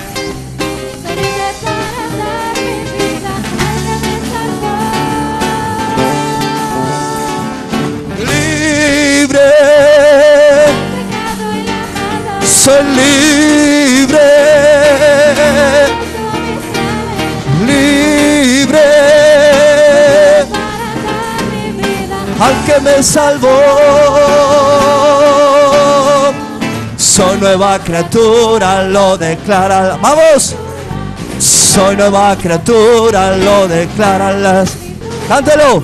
Soy nueva criatura, lo declara la Escritura. Soy nueva criatura, lo declara la Escritura. ¡Vamos! Soy nueva criatura, lo declara la Escritura. Dígalo. Soy nueva criatura. Soy nueva criatura, lo declara la Escritura. Libre. Soy libre. Libre. Al que me salvó. Libre.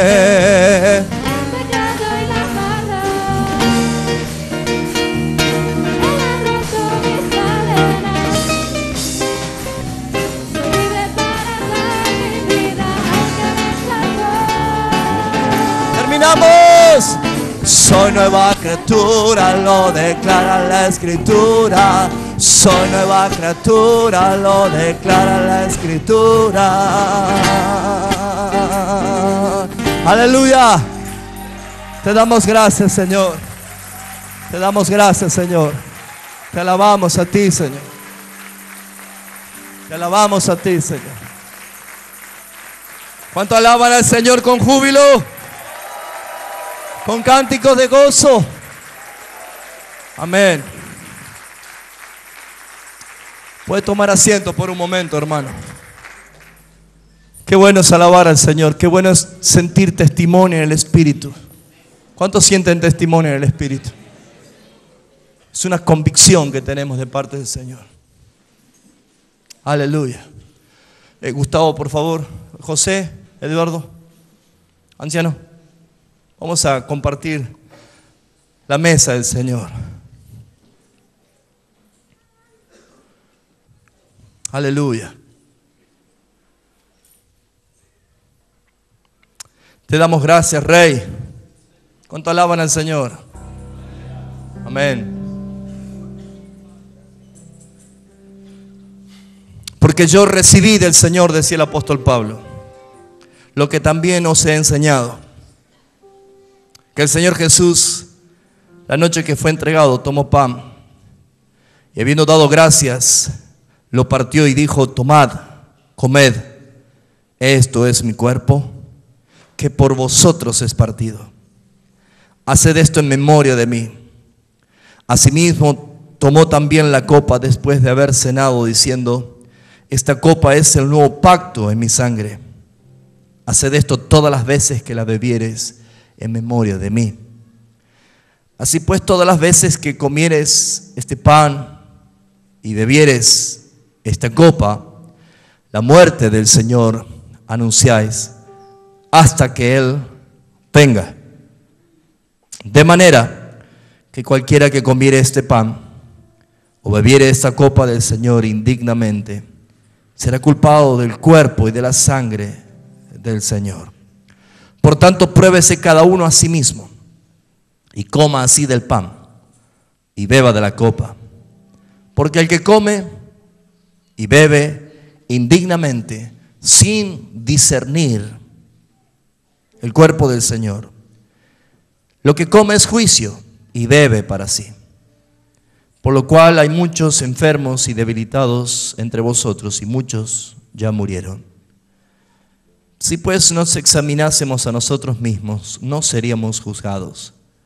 Pero siendo juzgados, somos castigados por el Señor, para que no seamos condenados con el mundo. Es una necesidad participar de la mesa del Señor con entendimiento. Es una necesidad hacerlo con entendimiento. Venimos transicionando. Desde el año 98 Dios me apartó como pastor, como siervo, como ministro. Y han pasado varios años donde me ha tocado aprender, junto con algunos de ustedes, a crecer. Y hemos tenido momentos profundos de victorias, como momentos también de aflicción, de tristeza. Como todos, en la vida el crecimiento a veces duele. Y hay crecimientos que son naturales y el dolor debe ser natural. Hay crecimientos que duelen en forma necesaria. Y este ministerio creció con dolor. Pero ya casi 13 años de servicio pastoral, con mis limitaciones, con mis errores y con mis muchas metidas de pata. Yo agradezco al Señor porque Él me sostiene y la oración de muchos de ustedes hacen de que yo pueda estar al servicio de la iglesia. Pero hemos aprendido muchas cosas. Y allí por el año 2004 creíamos tocar el cielo con las manos, pero quizás era un pequeño chispazo de algo que a lo mejor fue o no fue. Entonces introducimos muchas cosas que a lo mejor eran no necesarias. Hasta algunos extravíos tuvimos, cosa que yo pedí perdón públicamente, como practicarle sanidad interior a algunos de ustedes.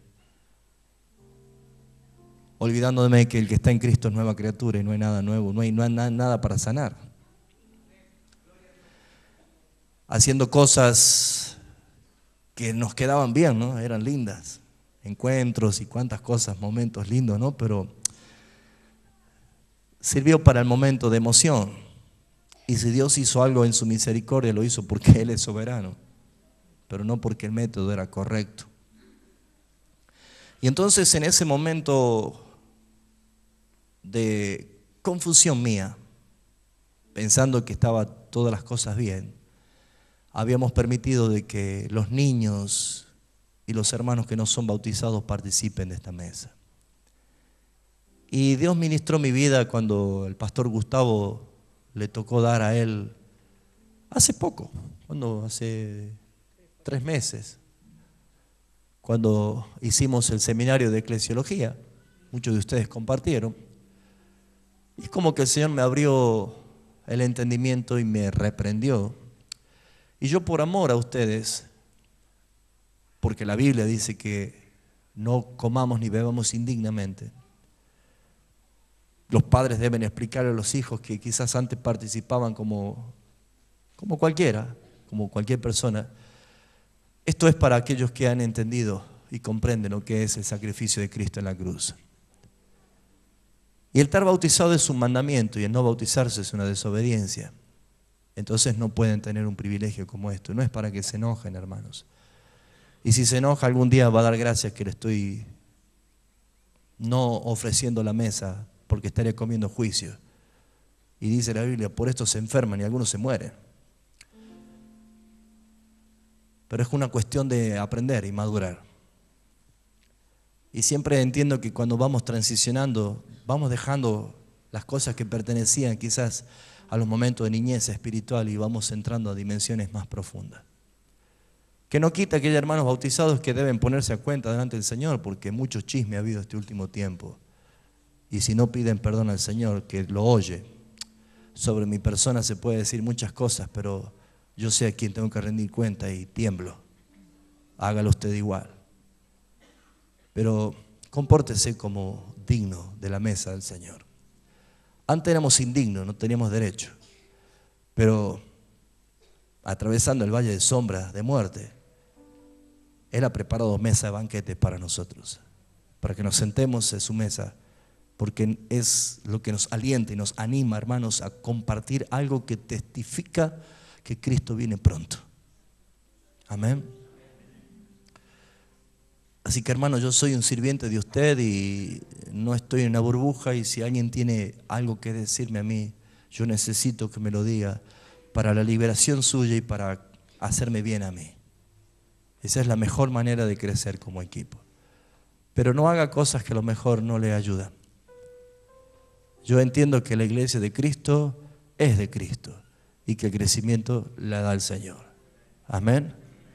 Y si usted forma parte de la iglesia, crezca con el Señor. Y los que no son bautizados y quieren bautizarse, mire, yo no tengo problema, no va a ser la primera vez. Es más, me tocó bautizar, hermano, en el río Loro en invierno, a las 7 de la mañana. No tengo problema. Usted sabe que un minuto se amortigua todo y no siente frío. Así que no es problema para mí. Pero si usted siente el deseo de participar de la mesa del Señor, bueno, no se vaya esta noche y diga, yo estaba enojado porque no participé, pero yo no entendí hoy, quiero bautizarme. Amén. ¿Cree en el Señor Jesucristo? Bien puede, bautícese y dé testimonio de su vida. Amén, hermanos. Recibe esta orden, recibe esta instrucción y corrección. Amén. Y es preferible que usted se enoje conmigo, no que el Señor se enoje con usted. Así que haga bien las cosas. La iglesia es disciplina, no hay anarquía en la iglesia, hay orden. Así se edifica el cuerpo. Vamos a orar y vamos a compartir de la mesa. Quienes van a participar son los hermanos bautizados en comunión con la iglesia, con Jesucristo. Papi, explíquele a su hijo lo que significa esto, ¿sí? Pero esto es importante que lo entienda. ¿Lo entiende, hermano? ¿Lo recibe? ¿Seguro? ¿Alguien está enojado? Así yo comparto con usted el pan. Vamos a orar. Padre, es un privilegio para nosotros compartir de la mesa. Y tu palabra nos dice que debemos discernir el cuerpo y la sangre de Jesús. Discernir, meditar, pensar, aplicar a nuestras vidas eficazmente lo que hiciste, Señor. Alentarnos, recordarnos que tú vienes pronto por tu iglesia. Es la mesa el símbolo de esperanza, es la mesa el símbolo más grande de comunión en la iglesia, porque es importante compartirlo juntos. Te pido, Señor, por mis hermanos que no pudieron venir, por lo que están pasando crisis, por lo que están confundidos, que tu gracia y tu misericordia, Señor, sea sobre ellos, aún más que en nosotros. Que sea sobre ellos, Señor. Porque le amamos y porque anhelamos que la bendición que tú traes por legalidad sea sobre todos. Permítenos participar del pan y de la copa en memoria de ti. En el nombre de Cristo Jesús. Amén.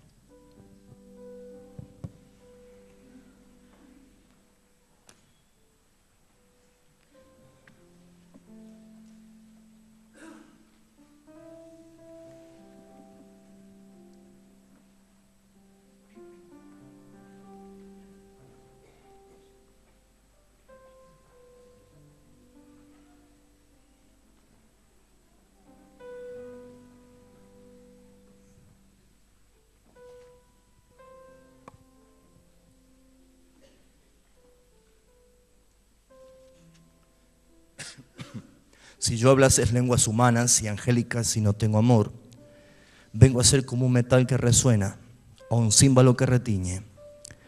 Y si tuviese profecía y entendiese todos los misterios y toda ciencia, y si tuviese toda la fe de tal manera que trasladase los montes, y no tengo amor, nada soy. Y si repartiese todos mis bienes para dar de comer a los pobres, y si entregase mi cuerpo para ser quemado, y no tengo amor, de nada me sirve. Porque el amor es sufrido, es benigno. El amor no tiene envidia. El amor no es jactancioso, tampoco se envanece. No hace nada indebido y no busca lo suyo. No se irrita, no guarda rencor. No se goza de la injusticia, mas sí se goza de la verdad. Todo lo sufre, todo lo cree, todo lo espera, todo lo soporta. El amor nunca deja de ser, pero las profecías se acabarán y cesarán las lenguas y la ciencia se acabará. Porque en parte conocemos y en parte profetizamos. Mas cuando venga lo perfecto, entonces todo lo que es en parte se acabará. Cuando yo era niño, hablaba como niño, pensaba como niño, juzgaba como niño. Mas cuando ya fui hombre, dejé lo que era de niño. Ahora vemos por espejo, oscuramente, mas entonces veremos cara a cara. Ahora conozco en parte, pero entonces conoceré cómo fui conocido. Y ahora permanece la fe, la esperanza y el amor. Estos tres, pero el mayor de ellos es el amor.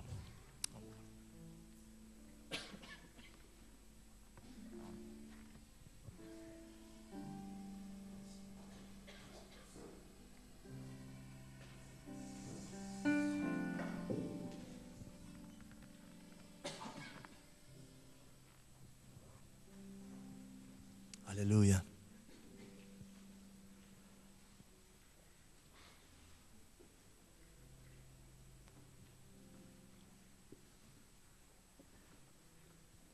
Cristo me ama a mí, y su palabra dice así: todos pueden ir a Él. Él es nuestro amigo fiel. Si Cristo me ama, si Cristo me ama. ¿Cuántos lo conocen? Si Cristo me ama, la Biblia lo dice así. Cántalo conmigo. Si Cristo me ama, si Cristo me ama, si Cristo me ama, la Biblia lo dice así.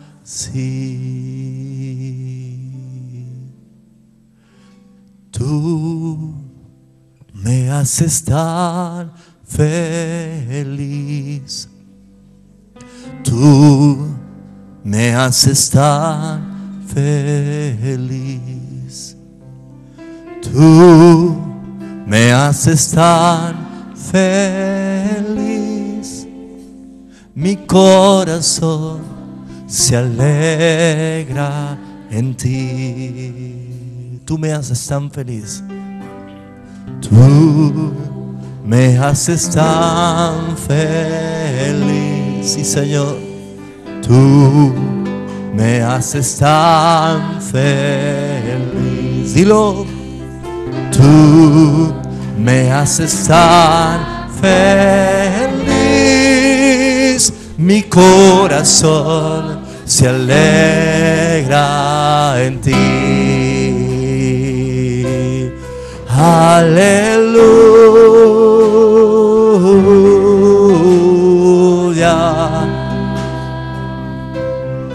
Aleluya.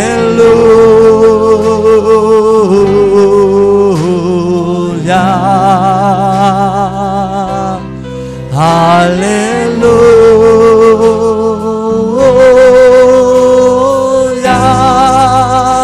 Jesús me hace tan feliz.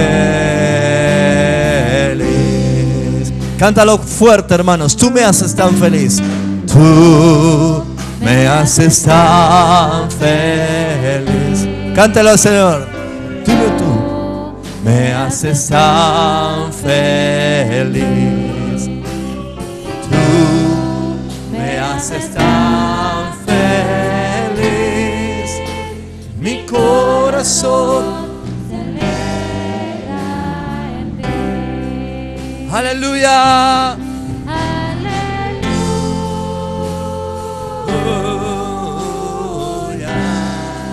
Aleluya. Oh, Señor. Aleluya.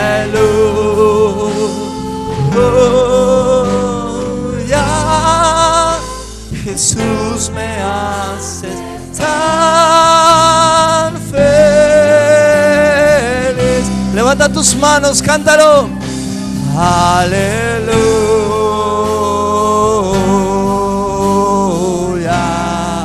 aleluya, oh, aleluya, aleluya,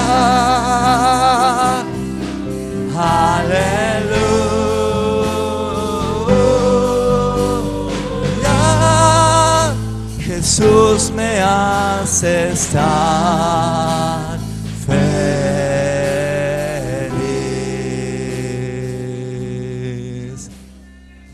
¿Tiene su pan? La palabra dice que cuando comamos el pan lo hagamos en memoria de Él, anunciando su muerte, anunciando su regreso. Él viene pronto. Participe del pan, iglesia.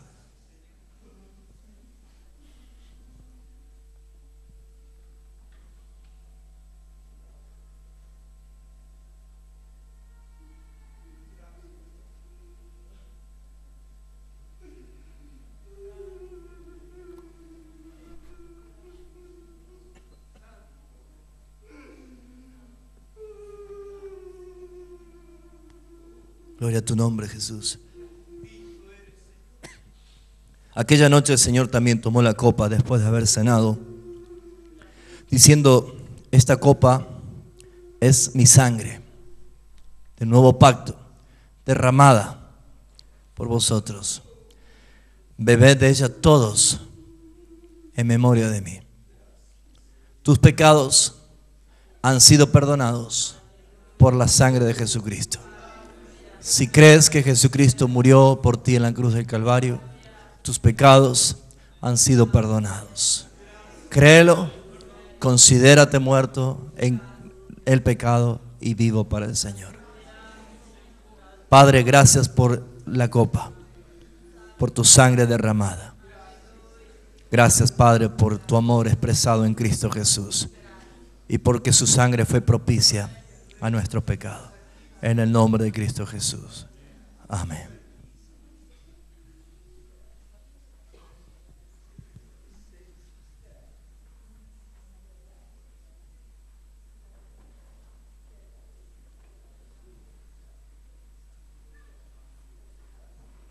Hermano Jorge y Daniel Aguirre, por favor, para colaborar.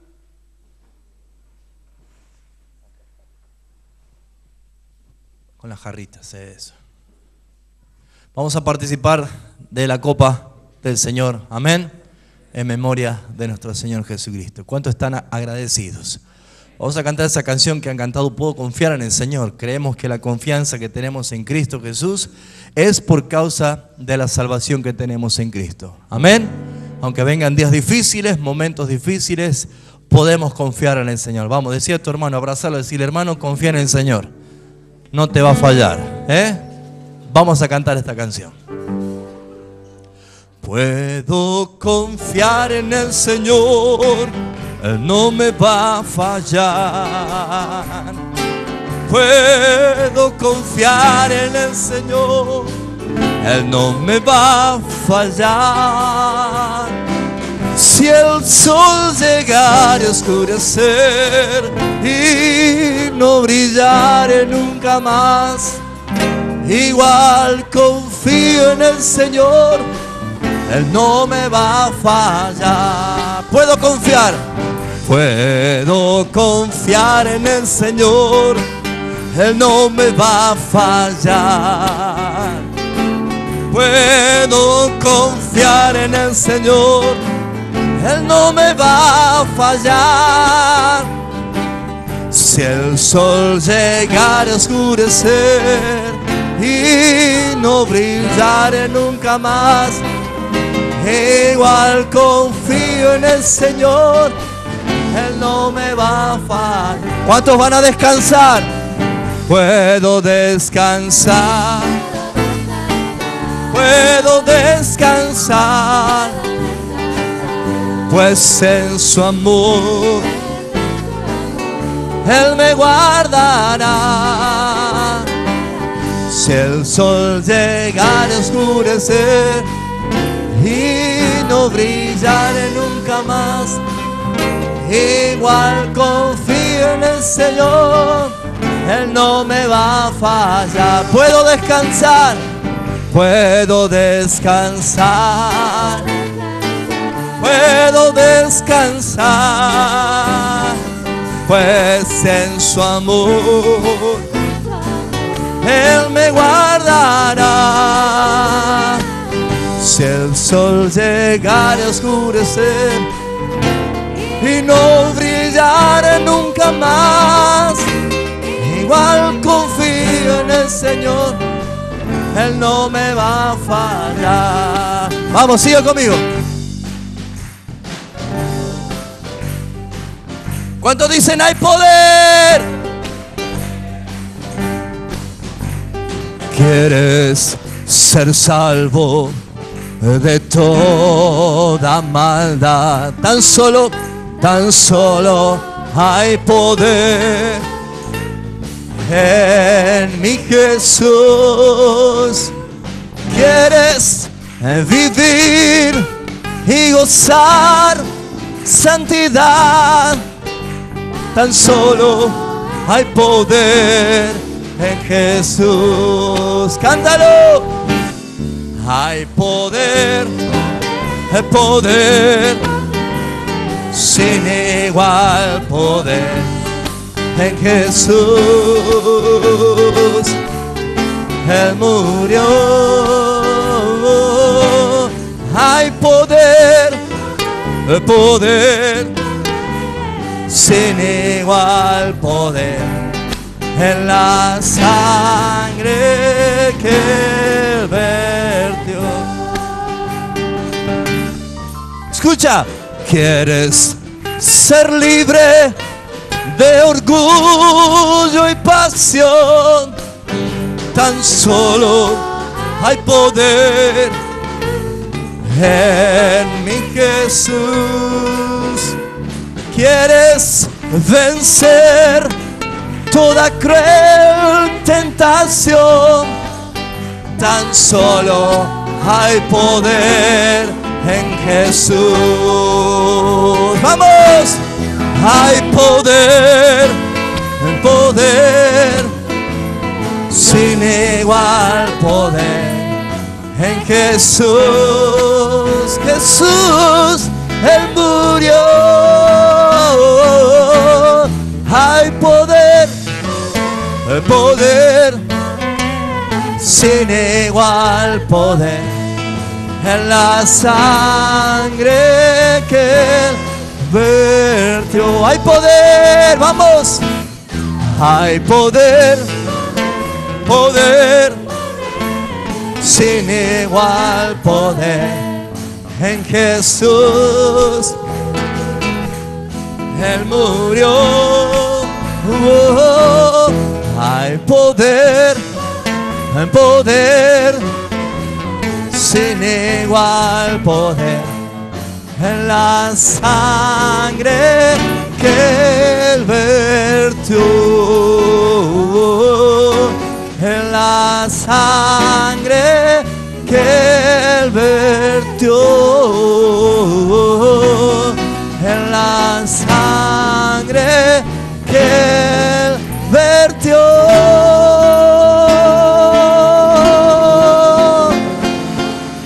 Aleluya.